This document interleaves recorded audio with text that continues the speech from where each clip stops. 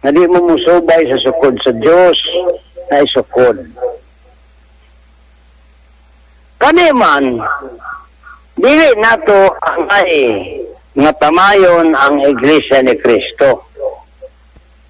Sa nato, akong gisinggit ka na, aron may balo sila, nga sila ang istorya ni Nabucodonosor sa 606 BC.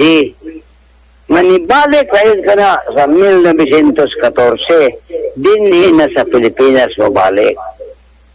Yan ang istorya ha. Pamanggani nga magayon ako nga nanang 1914 natukod ang Iglesia ni Kristo. Wa may laing tuig. Matukod sila tungod kay repetition kada sa history. Nirepeat ko din sa Pilipinas sa 1914. Ngano man, tungod kay kung ipon ang 606 gikan sa isabtakin mo 606 gikan sa tinudog pa nun sa Diyos nga 2,520 katuig ang tubag-ana 1914. Kanyatong tuig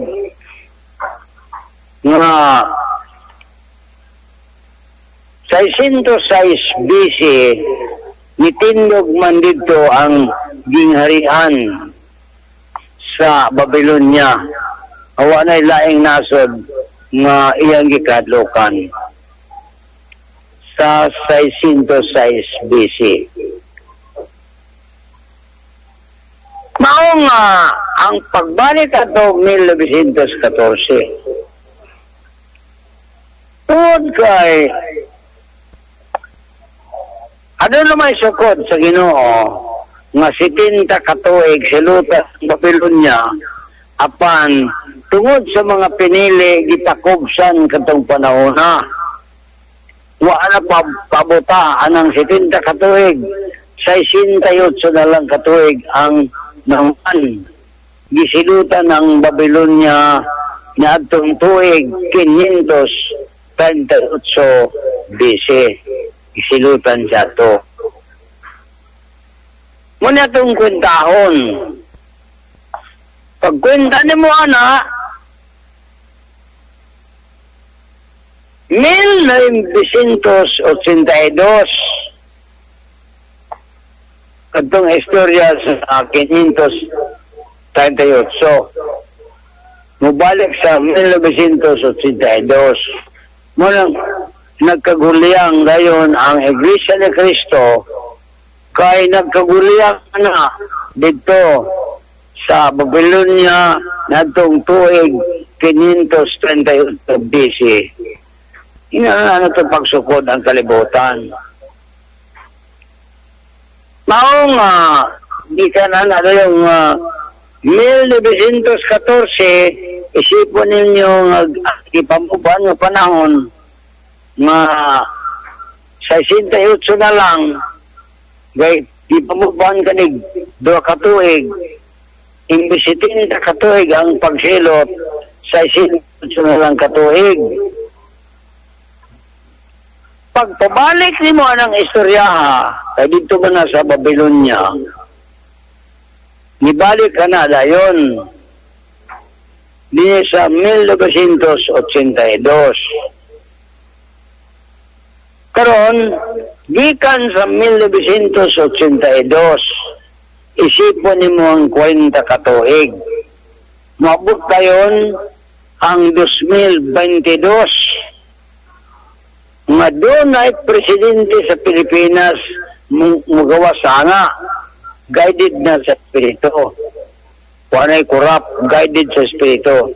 Magsugod sa 2022, 40 katoy ka na gikan sa 1982.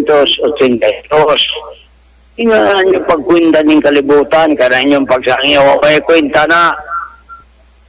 Bisa ka na yung kaingon nga, Catholic pet defender, walay kwenta ka na sa kalibutan. Ang sayop, gapon, sayop.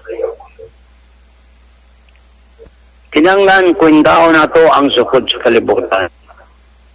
Ano?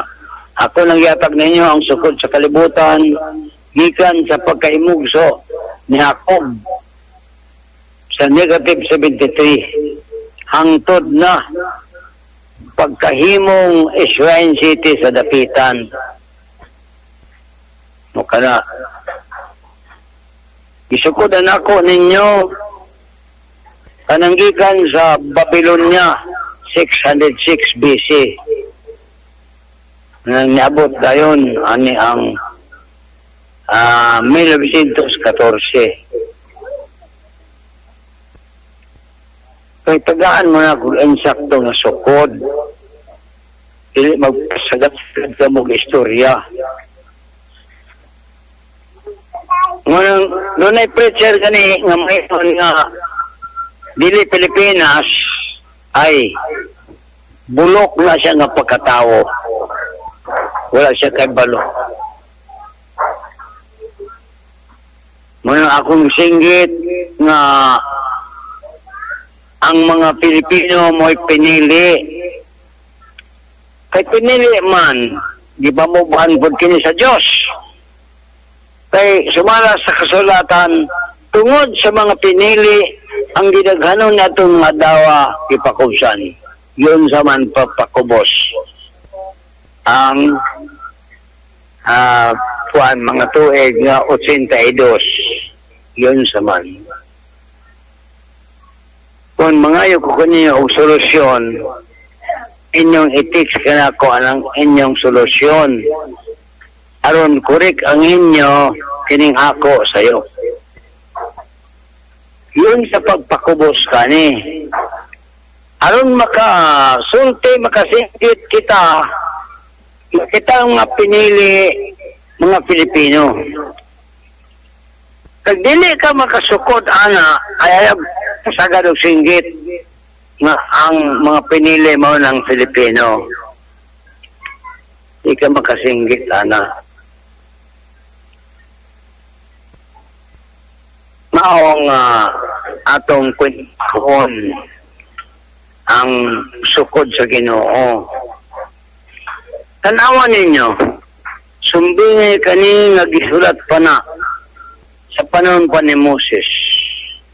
Ngayon siya, Bala-ana ninyo ang ika-50 katuig. Kung imantala ninyo ang kagawasan, na, walay uno ka ng 50.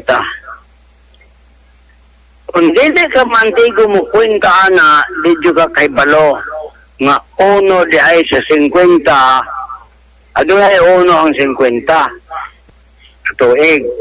Kaya man lang, balaanan ninyo ang ika-50 katuig o imantala ninyo ang kagawasan. Ana. Asa man ka magsugod pag-isip ang 50, aron mahimong 50, makamag-uno. Wala di uno ka na, kundi ka may balo ining kalibutan. Mao nga,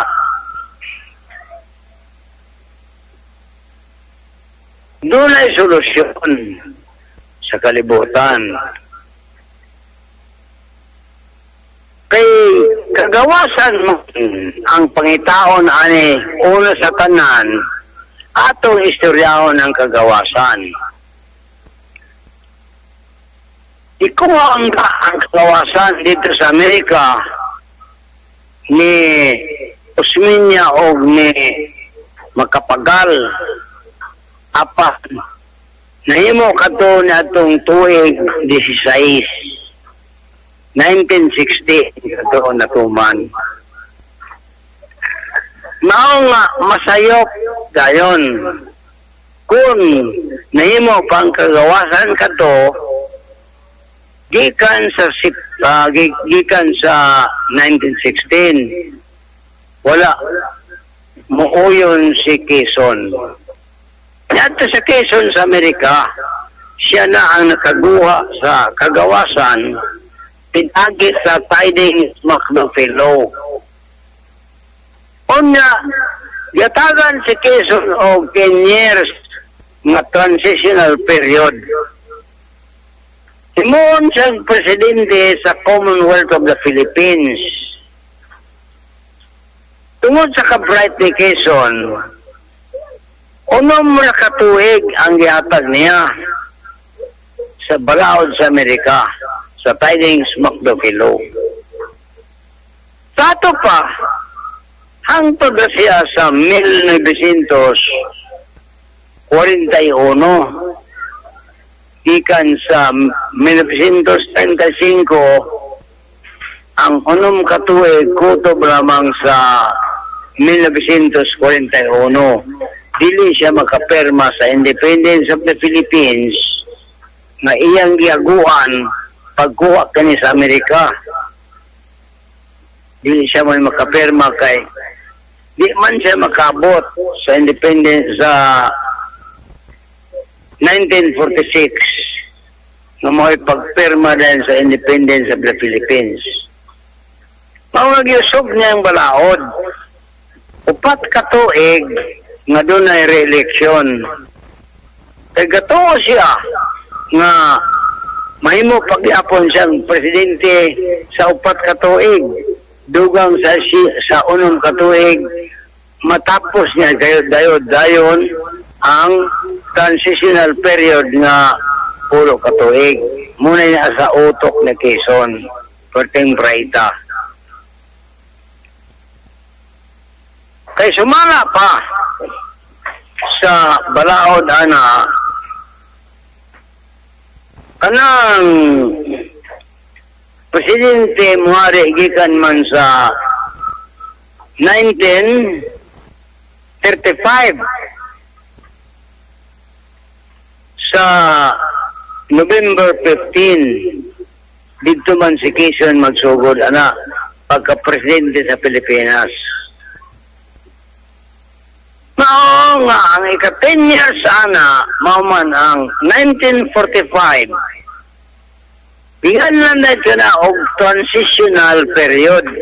10 years transitional period. Sa ato pa, mausob ang ngalan, ma-change ang ngalan niya Commonwealth of the Philippines ngadto sa Republic of the Philippines. 10 years ka na. Apan namatay man sa Quezon, wag siya makapirma sa independence of the Philippines.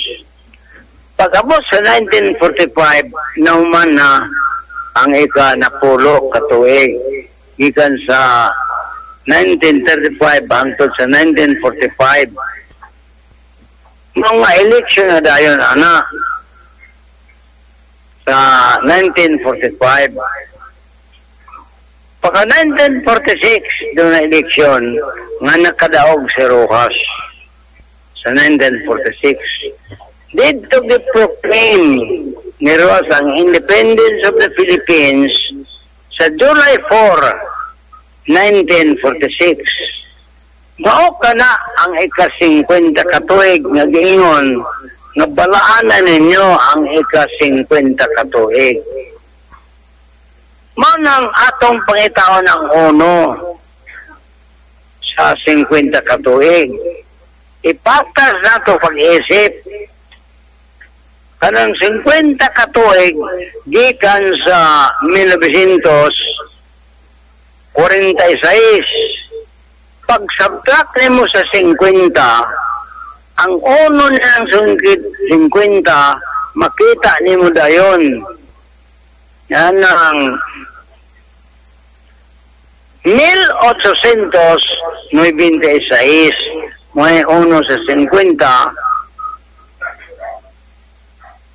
sa 1896.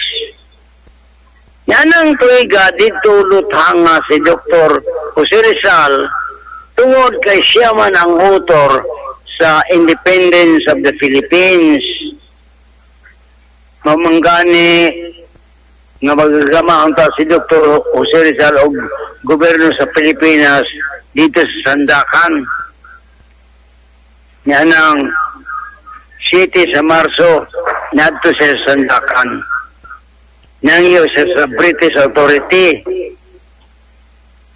Kay sakop man ang sandakan sa Pilipinas. Pero giabangan sa British.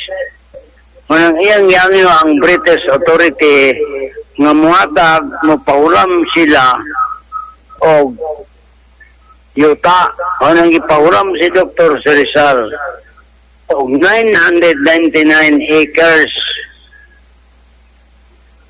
nga yuta dito sa Taga-an.